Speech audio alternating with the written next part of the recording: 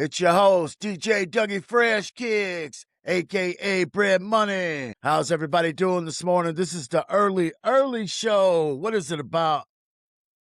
And it is 5 o'clock in the morning. We are waking up the dead around here. Man, I wanted to get this show off early. It is Friday. Thank God it's Friday. I mean, it's been a long week. The heat is finally starting to flow in. Today is supposed to be a high of 72 in my neck of the woods. That's great weather. We got a little storm rolling in about 9 o'clock. So I was thinking, man, I better get on stream because I don't want to lose my internet and then not being able to stream. That could kind of mess things up. Anyway, I hope everybody's having a great morning so far. If you're awake, if you're still in dreamland, la la land, I hope you're having some good dreams. Dreaming about being rich and famous and having all these nice things. See, a lot of us, that's what we dream about. We dream about these and we wish about having like nice cars and a big old house. And I tell you what, I live in a dump, basically. I live in a 65 by 10 trailer house. And I'm going to give you guys a tour one of these days, but maybe sooner than later. I'm not a dirty person by any means, just because I live in a trailer. And I think like last week when I was talking with my ex, she said that she had thought that everybody who lived in a trailer park did methamphetamines. Well, clearly I don't do methamphetamine. It's just the stereotypical crap that you hear all the time that people want to say to somebody to try to just knock them down a peg to make themselves feel better. They're missing the point. At least I'm trying. I mean, I have my sobriety and I have God in my corner. And if this is where he wants me to be, this is where I'm going to be, and this is where I'm going to be happy. I'm going to thank God every day that I woke up, and I thank him for this trailer. I thank him for the car that I drive. It's not fancy. My significant other, she works a 9 to 5. She only makes, maybe $16, $17 an hour. We live in this trailer because the lot rent here is cheap. You got $100 electric bill, gas. We're doing what we got. We still like to take nice trips. I can't say I've never flown before. That's one thing. I've never flown in an airplane. I'm 51. I've never even been close to one, I don't believe. Just because of my fear of flying, I guess you could say. I watched La Bamba too much when I was young. Yeah, so let's blame it on that. There's a difference between poor people, middle-class people, and rich people. And what has happened with the government is he's kind of pushed us to the bottom. Like I'm on SSI, and that's basically supplemental income. It's supposed to help you be able to pay your rent, pay your bills, and just get by. But you have to wonder, like, is $900 and something enough? There's really not a lot of room for error in my situation. I do like to save. I have had a couple windfalls in my life. So that's just a little backstory about myself. I wanted to wake you guys up with, get you guys thinking. It don't matter where you at or where you been. It just matters how much you appreciate what you got. See, and I appreciate a roof over my head because there's a lot of people out there that don't have one. You look at California, there's tons of homeless people there that don't have a house, and they're doing these drugs.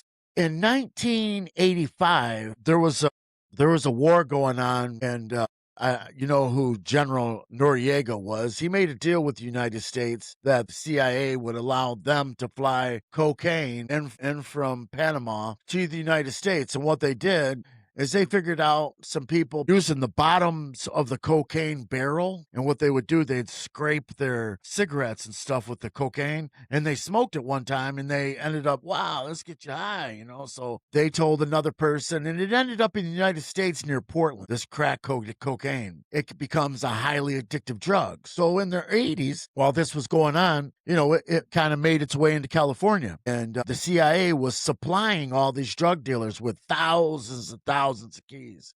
That's what started the drug wars, the Compton wars. All these things were over, drugs, crack cocaine, money, and hustling. Cocaine back in 1970 was right around probably $70,000 to $80,000. When the government got involved and started putting drugs in its own cities and everything like that, cocaine went from $80,000 to $10,500 a key. Could you imagine that? That kind of price, people could get high, and you wouldn't have no problem. You could buy cocaine for $5. There's a drug dealer that will break you off a little hit for $5 back then. I mean, back then they didn't weigh it like they do now, where it's weighed by the gram and everything. Crack was never intended to be like that. It was supposed to be break them off like a 20 piece and go get high with a couple hits, 3, 4 hits. They're coming back for more. And that's what they did. They took the hit. Boom, they became addicted and they started coming back for more, coming back for more. So not only would these drug dealers have tons of microwaves, TVs, VCRs, everything else they could think of. And once that stopped, what did they have to sell? They started selling their bodies. So these girls started getting pimped. So not only were they addicted to crack cocaine, now they're prostituting themselves for it. And who's to blame for it? You know, you're putting all these people away in prison with this 3-strike rule that you had out in California, and people are still sitting in prison over it. And all of it boils down to trying to fight a Panamanian war and fund that with the CIA. So they basically didn't care about America then. So what makes you think that they care about now? How many leaves do you think grow in America to make the product, the coca leaf? Do you think it grows here in America? No, it's transported through the borders, through planes, trains, and automobiles, and it's to us. And a lot of times back in the day, it was given to us through the CIA. There's nobody that can tell me any different. That movie was based on a true story. But what got me kind of kicking on it again is because I watched Blow. I was like, you know what? I'm bored. I'm going to start watching it again. So I started from the beginning. It's a good show. Blow was what wanted me to watch. I watched a little Blow. And I want to watch Snowfall. Is it a trigger? That remains to be seen. I just miss those days when people were like that. You know, it's just like nobody gave a hell about whether you're this or that. Times have changed so much, it's hard to fathom. But yeah, so you go check it out. Go check out Snowfall. Get the first season, watch it. I'm sure you can find it somewhere. Check it out. Beta. You remember when Beta was out? Them forms of tapes, and then they had I remember my grandmother, I used to stay with her during the summer sometimes, and she had this big, like, record. And it was like a list of records like you'd see in a milk box, you know, like one of those plastic ones. And it'd be like Chitty Chitty Bang Bang, the Applesauce Dumpling Gang, stuff like that, older stuff, Wizard of Oz, things like that. But you'd pull it out, right, like a record, and the thing would have this long slot in it. And then you'd shove it in there like that, like a record, right? And then you'd hit play and boop, boop, boop, boop, boop, boop, boop, it's spinning. It was something else. Yeah, they had that back in the day before they were coming out with VHS. You know, they first went to beta. We had a beta, and I wanted to tell you that story. It's like me and my friend Rich, we were up in the cemetery like we always go. We'll get a few dollars, take some pop cans back or something, bug the parents. Maybe he would steal some $10 from his mom's wallet or something. And we'd go and we'd get booze, you know, go and stand outside in front of a liquor store. I'd have him in the front, me in the back. And we would get buyers. We would call, hey, man, you want to buy me a bottle, man, or get me some beers, something like that. A lot of people would say no, but you'd always get that one. Say, I don't give, yeah, sure. You know, they do it for a couple dollars. So, hey, I'll do it if you buy me one. Because there was always a wino or somebody that wanted a beer that we could get a buyer if we couldn't get our regular buyer who we had on deck. We'd get a few beers, then we'd go and we'd chill in the cemetery that we lived by. Like I told you, I lived in a dead-end lane. It was called Batavia Street. And I lived at the end right next to a cemetery. So we'd go back in there, we'd chill, you know, with the dead people and drink beers and stuff. Well, I ran into this guy and this girl. I remember to this day, her name was Michelle Bacardi. And I want to say the other guy was Salazar. Maybe he had the last name of Salazar. But what he did is he said, hey, you want to smoke with us? So he let us smoke. I made up this story that, yeah, I have some money coming later, you know, and if you smoke, I'll throw you like $5, $10 or something, which I didn't have. I think back then I was just a compulsive liar. I think that when LL Cool J came out with the song, You're a Liar, you lied about, you know, and all that song, he was talking about me specifically. But anyhow, we're up there and we're drinking and we're just chilling. And next thing you know, this guy's kind of following me. Well, he follows me kind of till we get into my house. And then me and my friend Richard just sitting there. And next thing I know, there's a knock on the door. And this guy's like, is there anybody home? You know, is your parents home? Whatever. I'm like, no, it's just me. And he comes in and he punches my friend Rich in the mouth. And he goes to punch me because I kind of dodge back a little bit. And he's like, where's the damn $5? And I said, man, I'm sorry, but I just don't have it. Well, he ends up taking our beta VCR. And now my parents, my mom and dad, and I told you the story how they were kind of out doing their own thing. They were into drugs and everything. So I had to explain to them that yeah, this cat kind of he came in, walked in, and he took the damn VCR. I still to this day don't believe that they believe me that this was a true story. But this is on honest to God. It was the guy came in and he unhooked it. We weren't saying shit to him. He was way bigger than of us and he looked scary. You know, he wasn't with Michelle Bacardi at that time. But we ended up made a police report, and I don't know if anything ever happened from it. But for a lot of years, I thought that it was another friend of a friend, Tom Perez, which it wasn't. I was like, you know, if I ever see him when I'm grown up, you know, we're gonna get some payback, you know. And I never did run into him, but I'd be afraid because I have ran into people from my past, and it didn't go good for them because you know eventually, you know, it'll come back full circle and you will have to pay for what you did to me, you know, when I was a shorty or whatever. But I'll save that for a different day. There's just a few people out there that I got some payback on. That's one of those interesting stories from my childhood that kind of haunt me to this day. I kind of still feel like shameful about it and angry about it. Like, man, you know, I'll be laying there and that story will pop up in my head and I'll have a dream about it or something like that. And it'll gnaw at me all day of how I could have changed things, how I could have been different.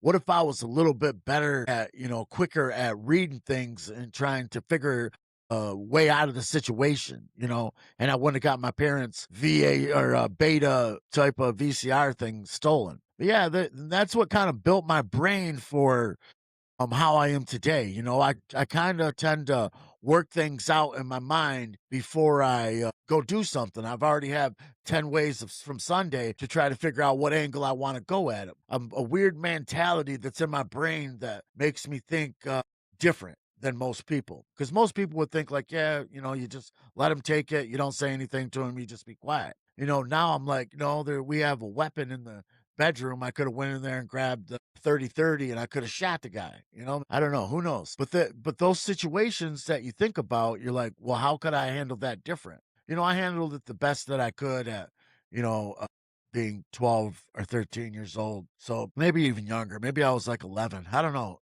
Like I said, it was such a short time, but it seemed like it lasted forever back then. Time when you were a kid, summer vacation used to be forever. I mean, at the end of it, it seemed like so long. Like when school was about to start, you're like, man, I need school to start because this vacation's been so long that I'm bored and I want something new. I want to go back to school. That's how I used to feel. But nowadays, you see summer vacation and it's a blip. It is literally like vacation's up, it's time to go. And that's how these weeks are going for me now. The weeks, the months, they're flying by. Time when you reach 50 years old is so different from when you're 14, 15 years old. And it speeds up as you get older.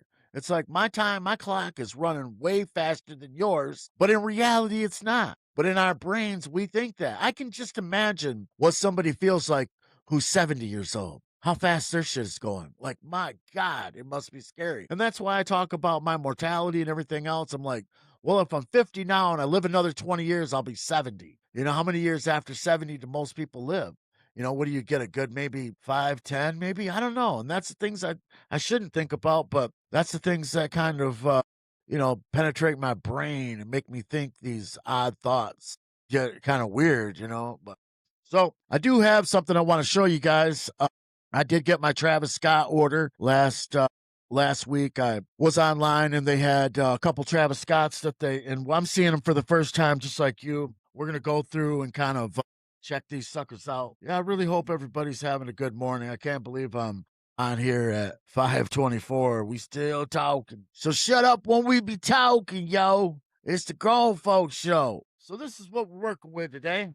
I'll just show you these pink bottoms. Yeah, you heard of those red bottoms, right? These are the pink bottoms. These are they too much? You know, do you think this is too girly of a shoe to wear? Are you definitely rocking this one? You can't really see it on the white. It kind of contrasts a little bit, but it's got the smiley face back there. I'll drop it down. The light kind of don't do it justice, but they are white and kind of cream with the pink swoosh. So what do you think? They do have some extra laces in here that are stuck to it. We got pink laces And then it looks like we got some like dark brown laces. I think some dark brown laces would look nice in here. But yeah, these are real nice. One side right here is pink, as you can see.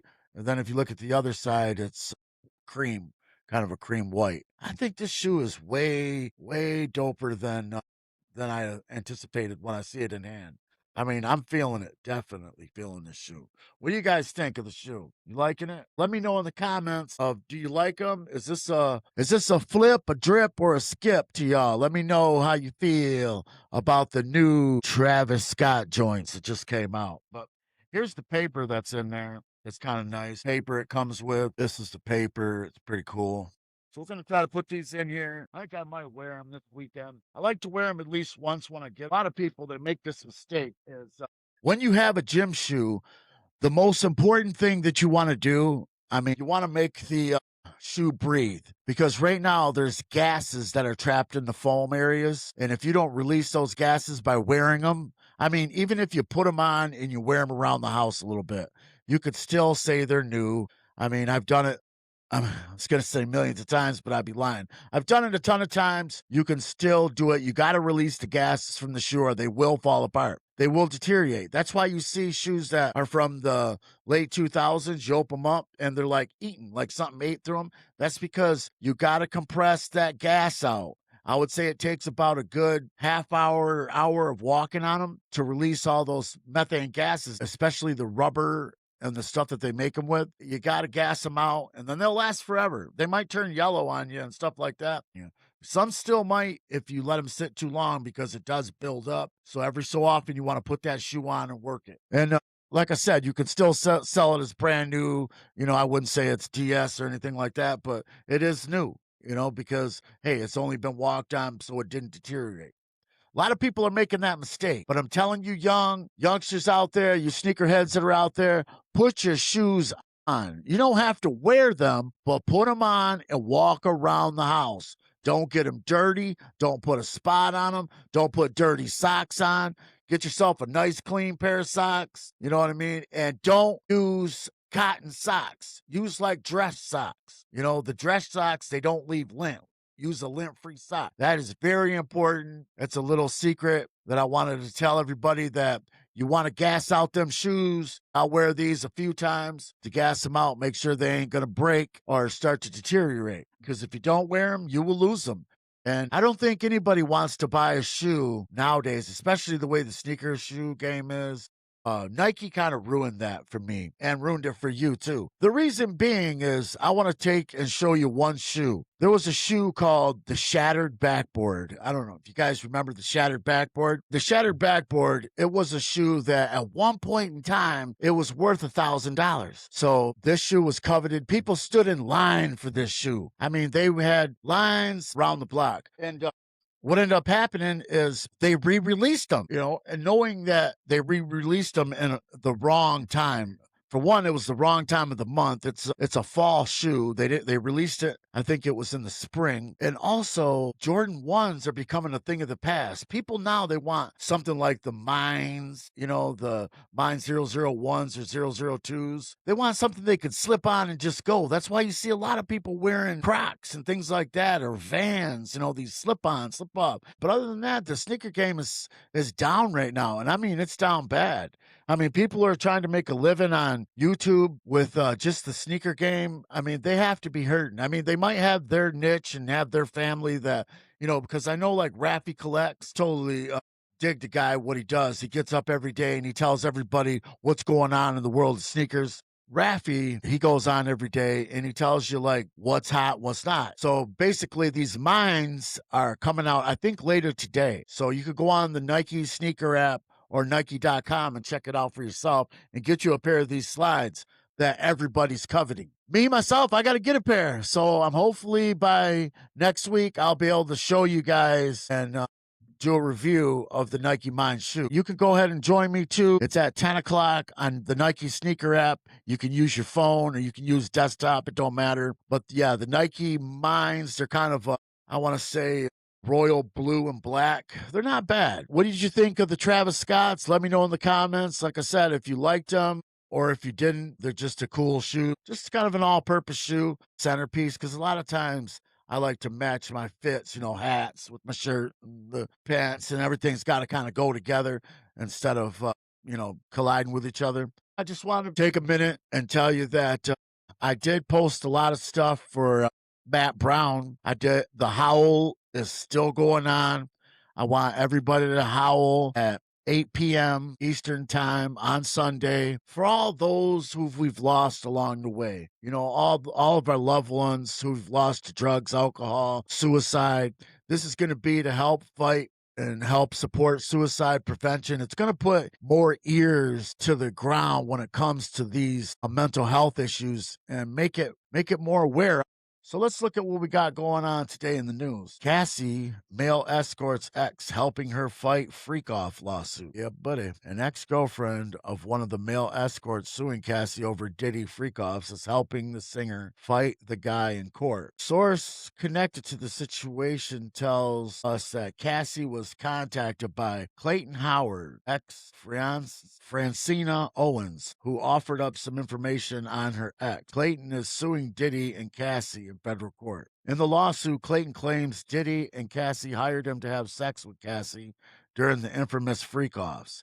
He claims he contracted an STD from Cassie and even got her pregnant at one point, which he claims led to her having an abortion. Wow, that's some weird info. What do you think about that? Cassie got pregnant by one of those male escorts. That means she wasn't using protection. No glove, no love, especially somebody who's a male prostitute who has sex with other women, for that's what he does in his line of work, and you would let him go in you without a prophylactic. It's just mind-boggling to me. Even if he showed me a book that was written in gold and signed by God, man, you better put that condom on. But I guess different strokes for different folks in that case. My name's Paul, and it's between y'all. I don't understand it, and I don't want to. I think it's disgusting. I think shame on all parties involved. I would like to sit Diddy down and just have that conversation with him, because I'm a sexual assault survivor, and I would like to say to him, I know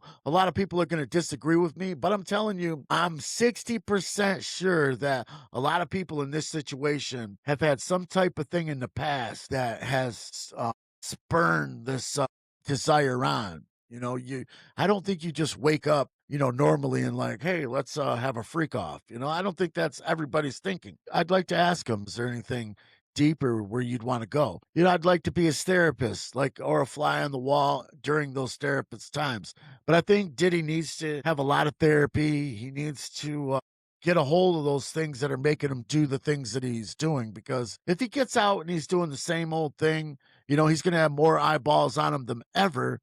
And it's just going to be a lot worse for him, and things are going to get more dark, you could say. But yeah, moving on from that. Nate Burleson, I recruited Russ to CBS Sports. I'm Robin, he's Batman.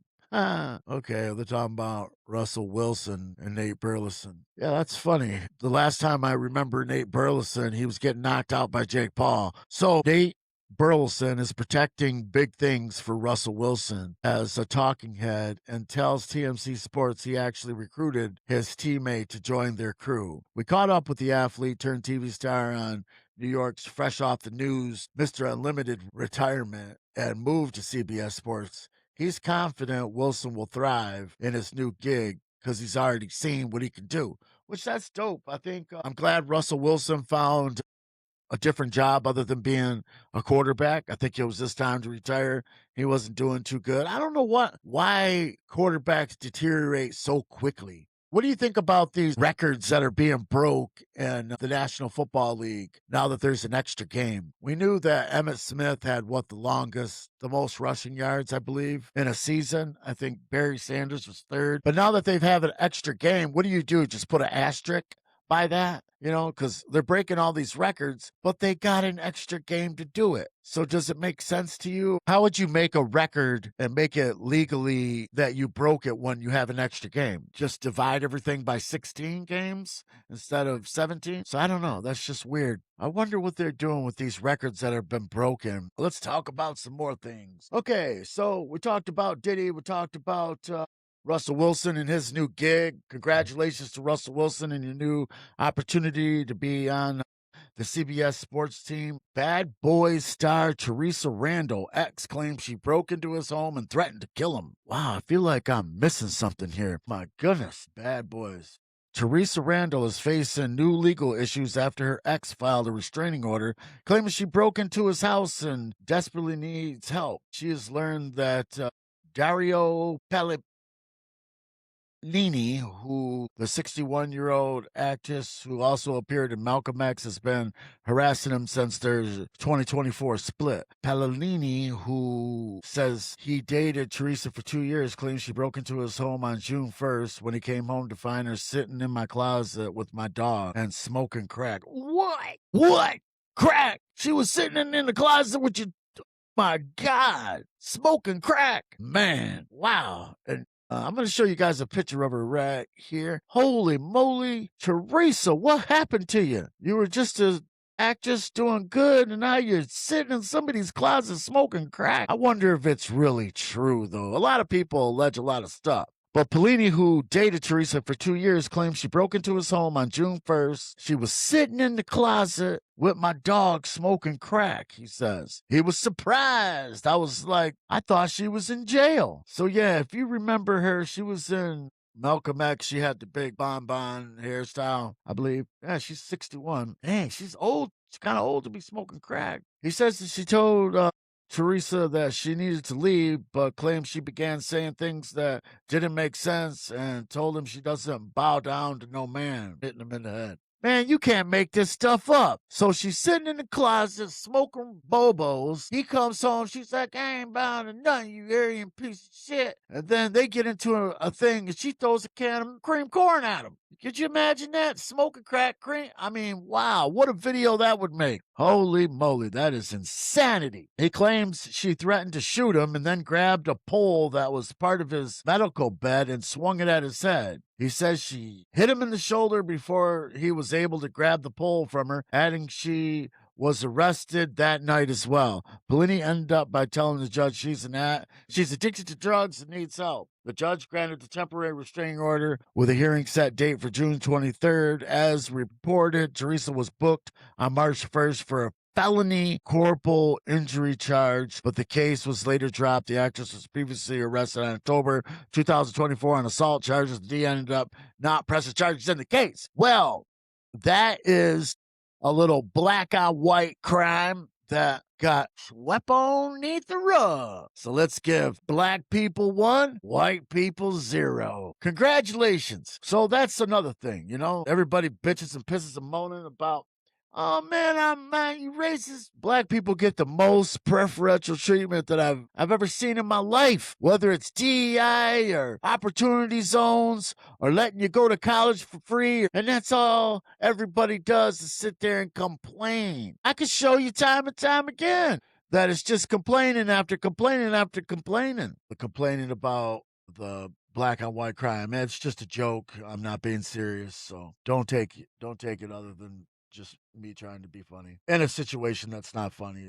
So I can't wait to show you some pictures. So Arkansas dad accused of murder, charges dismissed as he runs for sheriff. Wow. So this guy was charged with murder, and now today he's running for sheriff. Now, there's 2 things that can happen here. One is that this guy is going to become sheriff and a lot of heads are going to roll because you done charged him with a crime he obviously didn't commit. Or it's one of those, haha, I got you now things where he did do it and now he just wants to add insult to injury. So we'll find out. So an Arkansas dad accused of killing a man charged with sexual abusing his teenage daughter has scored a massive courtroom victory because he's off the hook for the murder case. The judge Thursday tossed the second-degree murder charge against Aaron Spencer, the Arkansas father who became a national headline after launching a campaign for county sheriff while awaiting trial. The ruling stems from a lengthy fight over missing evidence. Spencer's attorney argued investigators lost key materials during the case,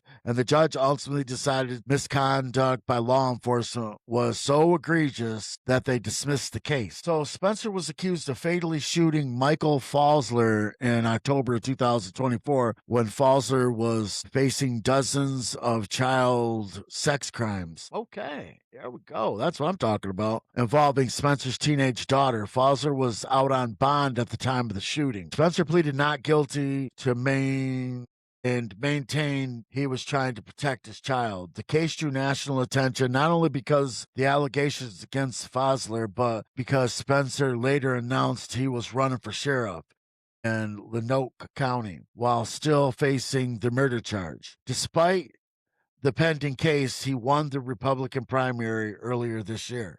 Wow, that's crazy. Okay. See, now that's what I'm talking about. We need a lot more men like him to stand up. Stand up to people like that. Don't be a victim. Don't be sad and sit in your bedroom and cry like a baby. Get up and do something about it. Quit being a victim. Quit playing the victim. Get on your bike and start riding that sucker again. You know, just because you fall down don't mean you have to quit. Don't ever, ever, ever give up. Keep trying and trying and trying, because eventually you'll get it or you'll win it. And this guy, he deserves all the respect in the world for what he's done. The trial was set to go forward on June 22nd, but like I said, the judge, he dropped the charges. So because of all the misconduct. So he might have shot that guy, but the police were so terrible at collecting evidence and everything else, not doing their job, that this happened. I think this is something that we should do a podcast on, is this guy. And I'm just going to play a little clip. And you hear that? We got in here today. Two people watch it. Together we can build a safer, stronger Lonoke County. I'm Aaron Spencer, and I'm running for sheriff of Lonoke County.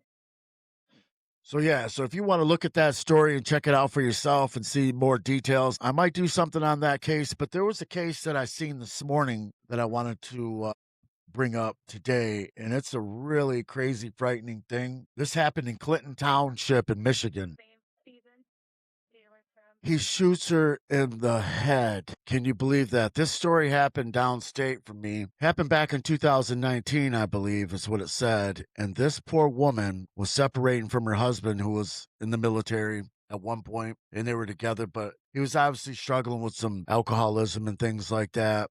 And he had the kids over at his house, and one of the kids was kind of acting up a little bit while he was drinking, and he threw a tablet at him and hit him in the back. So he calls his mom, and his mom, in her pajamas, she rushes over there, you know, like Mother Bear, trying to go grab her kid and get him out of there. When she arrives, she goes into the house. They start a scuffle. She calls 911. The guy comes out with a gun and shoots his wife in the damn head right in front of the kids. And I mean, he's such a piece of shit that the guy is sitting there talking with the detectives and everything. I'll put the link in the description so you can watch this yourself on YouTube. This is absolutely insanity.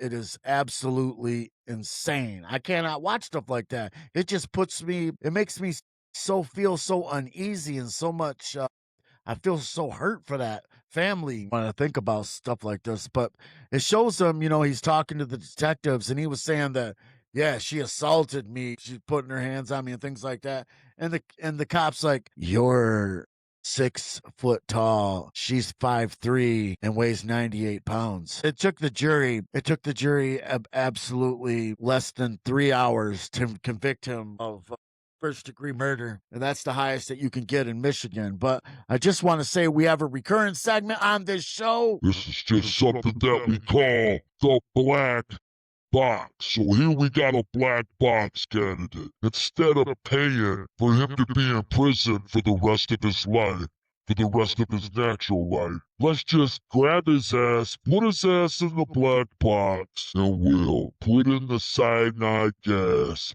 Let him breathe in until he's dead. And then when he's dead, crank the switch and start burning his ass up next to extra crispy. Then when he's cremated, give them ashes to his mama. That's justice. So what do you think about that? Yeah, what do you think about the black box? You think this piece of shit deserves to live in prison for the rest of his life?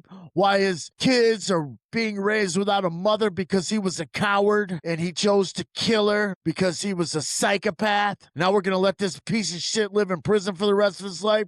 And we, every one of us people who pay taxes, have to pay for this guy to live the rest of his life? Nah, I say we put him in the black box. Hyperbole. So yeah, I hope you enjoyed that show. It is one of those messed up things that happen in this world, but I just want to say that, my heart goes out to the family. We had James Handy from Top Gun. You guys remember this actor? He played in Top Gun. He played in Jumanji. He's an older guy. Passed away at 81. Says longtime Hollywood character actor dead after shocking stabbing. Man, I cannot deal with it today. It just seems like there's so much negativity going on right now. Like, it's just nuts that this cat is 81 years old, gets stabbed. The man accused of killing him is his girlfriend's son. According to the LAPD, 81-year-old actor James Handy, whose credits include Top Gun, Maverick, Jumanji, Arachnophobia, was found Wednesday morning in front of his Tarzana home with a stab wound to his chest. He was rushed to the hospital where he's pronounced dead. The police say the suspect is 44-year-old Michael Geldil. A bizarre 911 call before the officers arrived. I just killed the man of sin, whatever that means. When police arrived on the scene, officers say that Jellihill flagged them down and admitted he was the person they were looking for. Authorities say he lived at the home with his mother, who was Handy's girlfriend. Jellihill was arrested and booked for murder with his bail at $2 million. Investigators have not publicly discussed a possible motive. Handy was a familiar face for generations of moviegoers and TV fans, racking up more than 100 acting credits over his career, spanning 5 decades, making the circumstances surrounding his death that more tragic. It was his girlfriend's son. Okay, it was his son. You either went so far left or you went so far nuts that you're killing people. They're coming from these affluent families. They don't have a concept of what ending somebody's life is, It's just hard for me to understand what would bring somebody to do such a terrible thing, but I guess that'll come out in court. We'll have to stay tuned for that one to find out if there's anything more that we can get from that one. The rapper DeBrat on Republican Andy Ogle's X post. I feel sorry for homophobes. The brat, she's a lesbian. She's firing back, and she's been a lesbian for a long time. But DeBrat, her explanation of an anti-gay post on his social media account, making it clear she got a little patience for homophobia.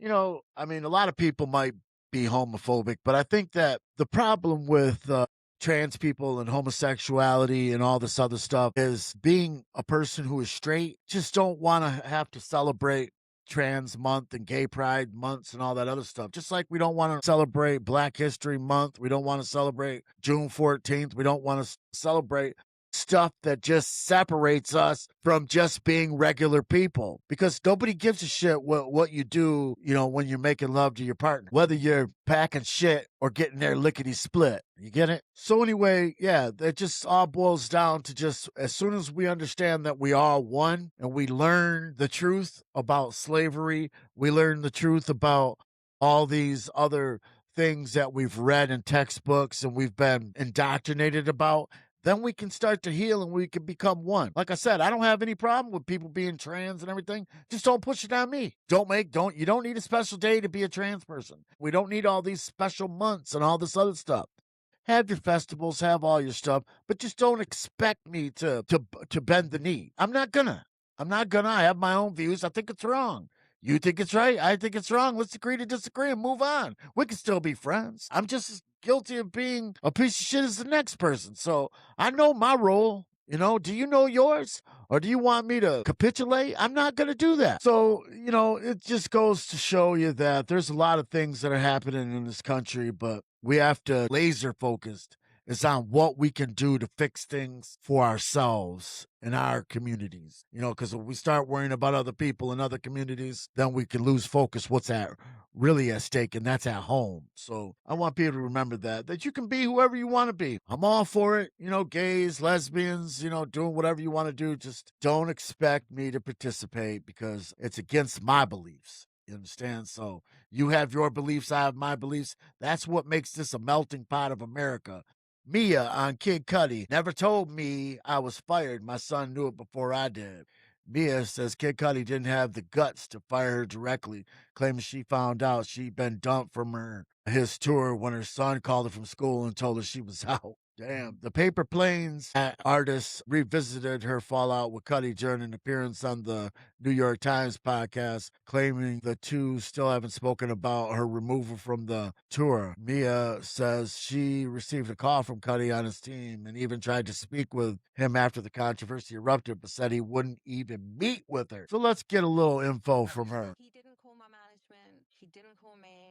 He didn't talk to the crew. Hey, I heard you're not on the tour. And I'm like waking up the next morning. That's how you found out. That's how I found out. Like from a different state, my son called me from school and he's like, oh, I guess you're coming home. And I was like, what are you talking about? Yeah, that's a crazy little thing. What is Kid Cudi known for that gives him so much hype, I guess? Here's something. Alaskan Bush People alum Matt Brown, ex-girlfriend, urged him to seek help before his suicide. Well, toxicology came back for Matt Brown, and it was discovered that he had methamphetamine in his system. It's the same thing that happened to my brother.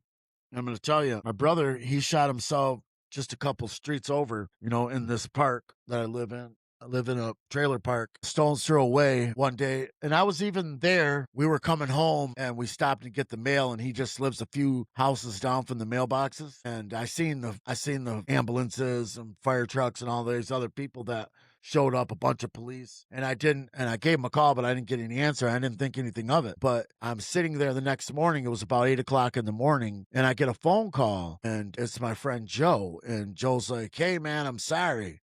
And I'm like, you sorry for what? He says, your brother. I said, well, sorry for what about my brother?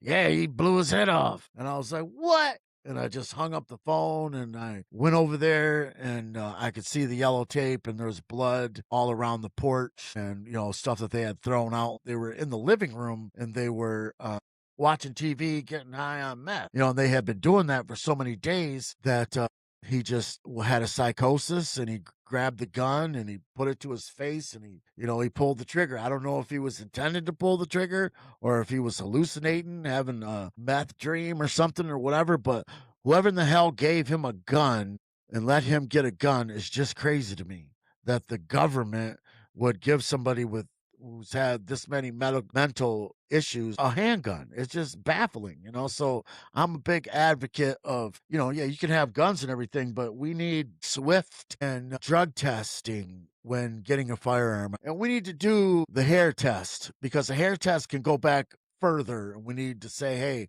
if you've had any type of illicit drug like cocaine, anything like that in your system, you can't get the gun. What do you think about that? You think that's too crazy? You think drug testing for a firearm is out of the question? Well, my brother committed suicide with a firearm. Matt, he would have never had a handgun if he would have been tested. Yeah, you can do it online. You got to do the online. A guy's on the thing. He watches you open the thing, you pee, and boom, boom, boom, you're done. I'm sure there's ways to get around it, but at least it's something to stop all of this chaos that's happening with these firearms. Because I'm all for gun rights and everything else. I've never owned a firearm because I've been a convicted felon my whole life, so I can't. I just don't trust myself with one, period. But on the other hand, I'd rather get caught with it than without it. So speaking about that, it's just, I think it would be a good idea. We put drug testing. I take drug tests online for Suboxone. I'll even show you so basically what these are. They're just these little packages like this, right? And what you do is you just open it kind of like this. Right. And then you pull it out, and they make you, and you have to do this on video. This is a 10 panel. So you pop it open, right? And you dip this end in the urine. But before you do that, you got to do a few other things, like there's a sign button or sign thing right here that you have to sign it. And then they give you a number on the phone so you can't duplicate them to put on there. So with a Sharpie, you got to put the number that they give you. So, and then you have to take a picture of that. And then you just take a picture with your phone of all the little positive and negative things on both sides that it tests. And that's what tells you whether you're dirty or clean. And then you just send it in. So it's a home drug test kit. And now, why couldn't you do that with firearms, people who own registered handguns and things like that? A lot of times when people commit crimes, they're on something. It would eliminate all the people that you didn't want to have be under the influence of marijuana when you're having a firearm at your side. Should you be using cocaine or anything other drug or methamphetamine? It would just put a big halt on all this mess, and it's going to clean up maybe 5%. If it does clean up 5% and it saves one life, is that worth it to put in these, these things you can get for practically nothing? Everybody's got a cell phone. You call the number once a month, boom, boom, boom. It's that easy, and you take a test. If you're not, boom. If you're dirty one time, you get a suspension. There needs to be more laws like that put in place to help people, because we can't have everybody going around shooting themselves because they're on drugs. Another thing, I tried to do the whole howl thing, for the wolf pack, for the people that we've lost along the way. I tried to have this big, ow! Everybody go outside at 8 o'clock p.m. Eastern time and howl for all the ones we've lost along the way, all the people that have been lost and forgotten. I wanted to wake it back up and to do this for suicide awareness and mental health awareness. I wanted this to go viral. But when I put it on there, I need you to comment and share the living daylights out of this. Make it go viral. Want this to be a worldwide thing where everybody gets out there and we can just hear when you're howling, when you're done. I want to feel that. I want you guys to be howling at 8 p.m. on Sunday. And if you're down with it, let me know in the comments with a yes and that you're in. If you're in, I want you to share the heck out of this and let people know that we care. This is for the ones we've lost along the way. Peace, love, and gratitude. I love you. I love everybody. I hope everybody stays safe out there today. I want you guys to feel blessed. Be blessed with what you got. Be thankful what God has given you. You guys are worth it. You got to have a good self-esteem and go full steam ahead. If you're struggling from any type of problem that's holding you back, if you're struggling with alcoholism, contact me. I can help. Trust me, I can. If you're struggling with you can't lose weight, get on my team. Last but not least, this is the week I'm giving away the boots. I got them right here. Here's one pair. This is the black pair. You can check them out. They're all brand new. I'm going to be sending them out. I got 50 subscribers. You need to let me know your addresses. So inbox me on Facebook or Instagram or one of them and let me know your address so I can send these boots to you. I will pick 2 winners out of the 50-something subscribers that I have. You're going to win free boots. You'll get them all for free. A week from now, you'll have them at your door. You'll be able to wear them to work. You wear them hunting, fishing, doing whatever. They're good boots. You're either going to win the black ones or the brown ones. 2 pair are going out. But you got to let me know your address. By Sunday night, I'll pick the 2 people to send them out to. So if you don't say anything and you're a subscriber, you're going to be missing out. Another thing is, if you're subscribed to my channel, you need to go on there and make it so I know who you are, because I want to be able to pick through all my subscribers. That'll help with these giveaways that I got coming in the future also. So that's been a difficult one. So other than that, I just want to say, peace, love, gratitude. Everybody have a blessed day. I hope this has been a good show. She's getting older, but she's still killing it out there. She sold out an arena to launch her new era. She took over Times Square instead, delivering a surprise performance that stopped tourists and commuters in their tracks. That's pretty cool. You got Times Square and you got 1 million people coming to New York to watch your show. So shout out to Madonna. Madonna. Clive Davis, happy to be home after hospital stay. He said it's got to be the shoes. Man, I'll tell you what. Lena the Plug, TMZ broke divorce news, identifying Adam 22 confirms there's no bad blood between him and his wife, Lena the Plug. Are they getting divorced? Okay, Lena the Plug says report she's divorcing Adam 22. They're completely bogus, claiming Mystery Man has been trying to end the marriage for months, allegedly filing court paperwork in her name. So that's basically a joke that Lena the Plug is not divorcing Adam 22, which we do not care. Another disgusting thing I want to tell you is that I read today is everybody knows who Bonnie Blue is. And if you don't know who she is, she's like a OnlyFans porn star that sleeps with 1,000 men. Well, it turns out that she got pregnant and nobody knows who the guy is, right? Bonnie Blue is pregnant and she plans on doing a birthday shower. But instead of a traditional birthday shower, she's doing a golden shower. She's going to let a bunch of men piss on her for her baby shower. Is that not disgusting enough? I mean, come on. After sleeping with 1,000 guys and all these nasty things, you're just wearing out your cooter girl. Somebody needs to get a hold of her and tell her to stop. I mean, how much more money do you need to make destroying your body? You know, because your shit's going to be like throwing a hot dog down a hallway. You know, it's going to be like, hello, whoa, whoa. It remind me of the joke about the little boy that would he come home from school every day and there'd be this old lady on the porch and she'd say, hi, little boy. Hi, little boy. He'd walk back home, you know, and he wouldn't think nothing of it. Well, the next day he's walking home from school and she's on the porch and she's like, hi, little boy. Hi, little boy. And she's like, he's like, dang, well, why does she keep waving with her pinky? You know, I wonder what the hell's wrong with her, you know, and following day, he's walking home from school. The next thing you know, she does it again. He goes up to her and she says, why do you keep on doing this every time I walk by saying, hi, little boy? She says, well, because that's how big I think your winky is. And he says, okay, I understand. So he just went about his business. He goes home. Well, the following day, he's walking by and she goes, hey, hi, little boy. Hi, little boy. And he goes, yeah, well, hi, Ollie. Hi, Ollie. I'll leave you with that one. God bless everybody. Have a good day. It's Grown Folks. Shut up for Grown Folks and Talking. Peace, love, and gratitude. I'm out of here.